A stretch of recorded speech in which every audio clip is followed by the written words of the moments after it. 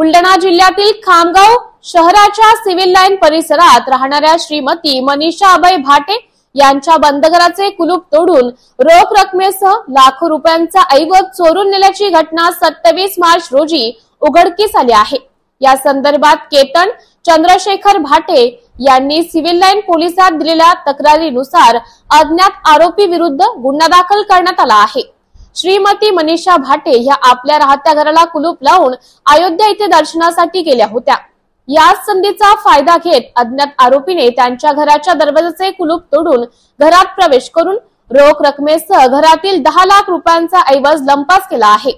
या प्रकरणी दिलेल्या तक्रारीवरून पोलिसांनी गुन्हा दाखल करून या प्रकरणाचा अधिक तपास सहाय्यक पोलीस निरीक्षक मुळीक यांच्याकडे देण्यात आला आहे। MCN न्यूज मराठी करिता प्रतिनिधी शेख अजीज शेख मोहम्मद खामगाव।